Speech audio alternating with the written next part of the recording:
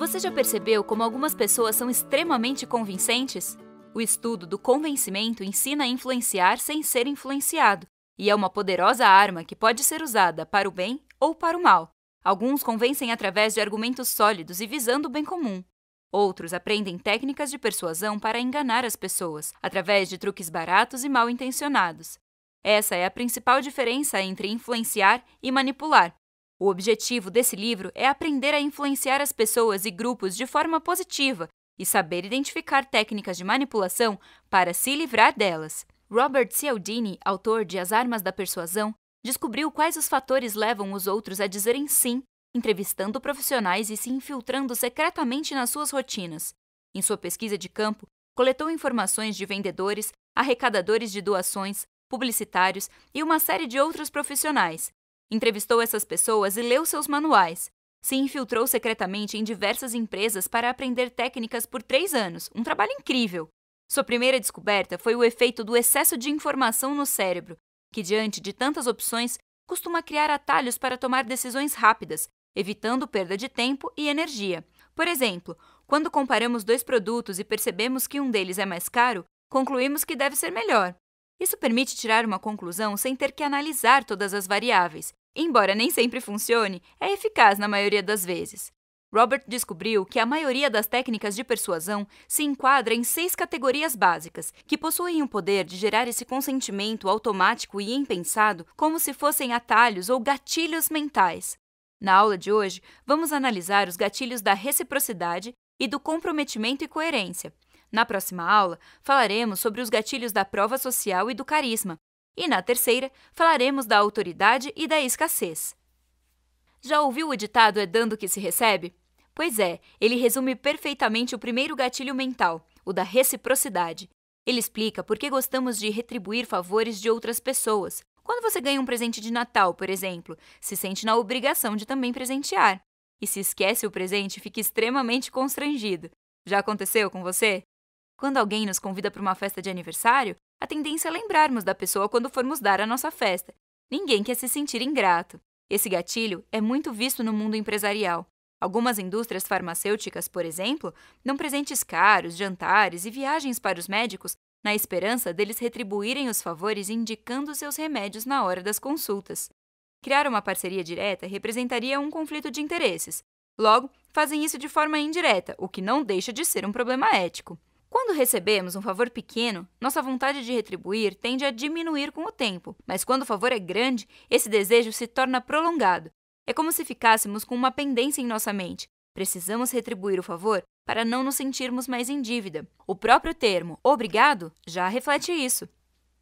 Para entender melhor o poder da reciprocidade, vamos analisar um experimento realizado pelo psicólogo Dennis Regan no final da década de 60. 2 voluntários foram chamados para observar obras de arte, mas, na verdade, apenas um deles era realmente voluntário. O outro era um infiltrado da equipe que conduzia a experiência. Esse infiltrado saía da sala e voltava com 2 garrafas de Coca-Cola e dizia: "Olha, perguntei ao pessoal se podia pegar um refrigerante e me disseram que sim, por isso comprei um para você também." Em alguns casos, essa pessoa não fazia isso para formar 2 grupos distintos e poder comparar a diferença de comportamento entre eles. Mais tarde, depois que todas as pinturas tinham sido avaliadas e o pesquisador deixava a sala, o infiltrado fazia um pedido. Contava que estava vendendo bilhetes de rifa de um carro novo e que, se vendesse mais do que os outros, ganharia um prêmio de $50. Então, pedia para que comprasse pelo menos um bilhete que custava 25 centavos. O grupo de voluntários que ganhou o refrigerante comprou 2 vezes mais bilhetes que aquele que não recebeu nenhum favor.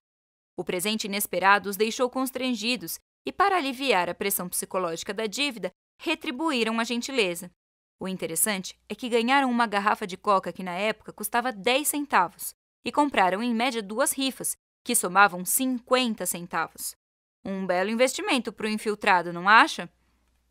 O experimento do refrigerante mostra o poder da reciprocidade, mas também revela seus riscos. Vamos falar dos 3 principais. Primeiro, não importa se conhecemos ou não a pessoa que nos fez o favor, nos sentimos na obrigação de retribuir. Esse experimento e diversos outros comprovam que a gratidão é muito mais forte do que a simpatia, o que significa que você faria mais por alguém que fez por você do que por alguém que simplesmente gosta.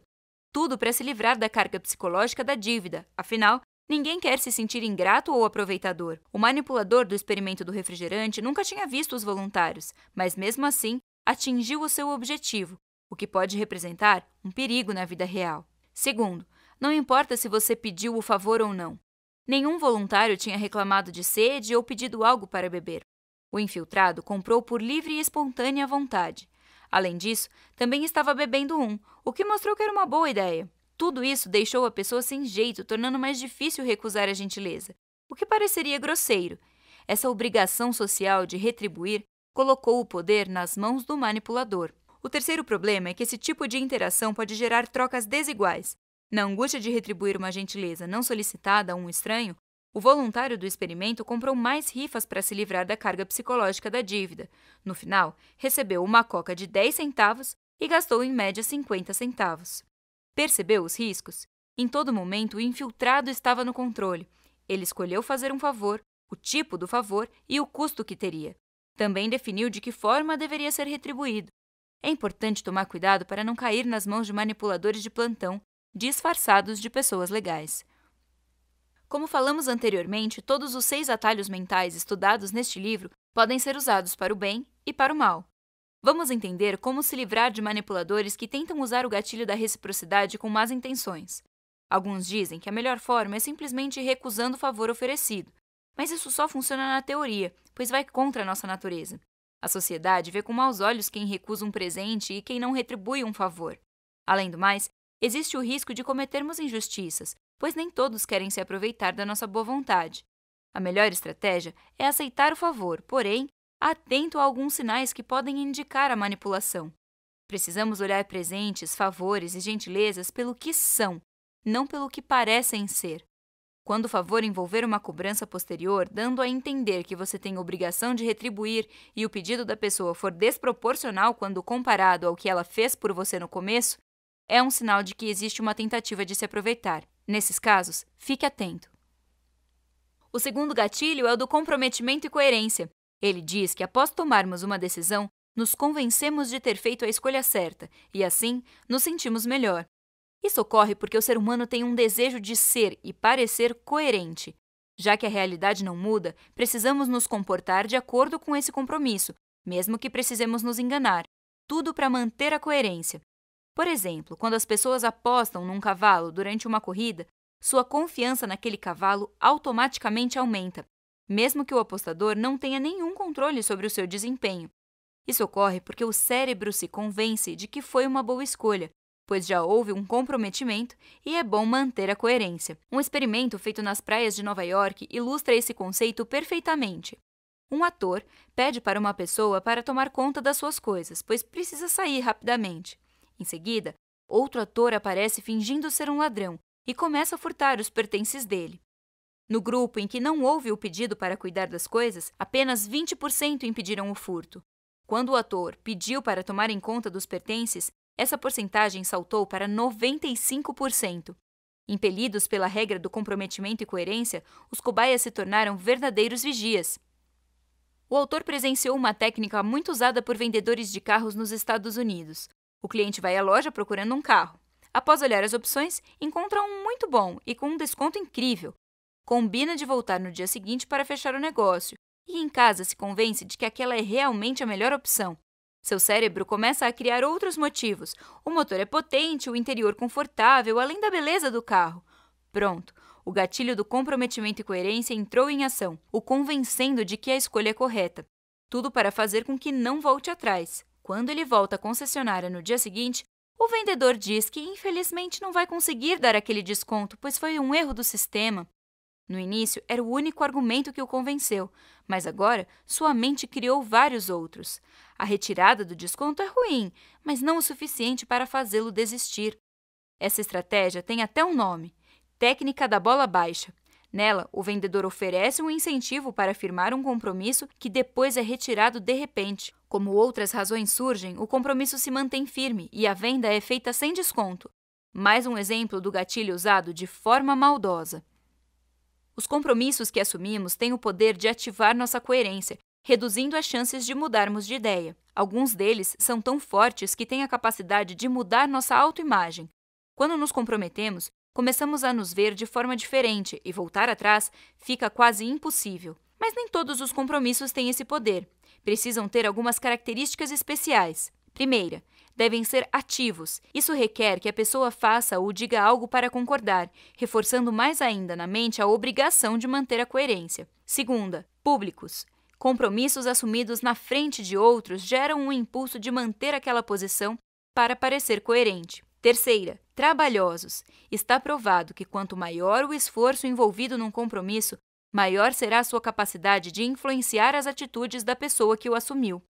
Quarta, livremente escolhidos. É o mais importante. É preciso que os participantes se sintam responsáveis pelas suas escolhas, sem a interferência de grandes incentivos ou pressão externa forte. O sacrifício precisa ser voluntário para convencer o cérebro. Pense, por exemplo, num trote de universidade ou até num casamento. Por serem ativos, públicos, trabalhosos e livremente escolhidos, quem passa por essas experiências se sente uma nova pessoa. E pelo caminho não ter sido fácil, as chances de desistir são mínimas.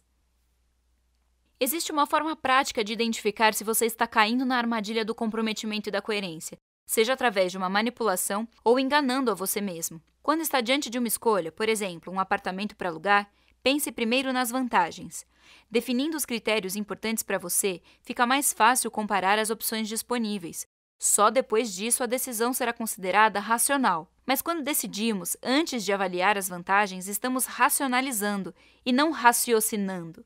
Uma coisa é se convencer depois de pensar, outra é se convencer antes de pensar. O próprio viés da confirmação diz isso.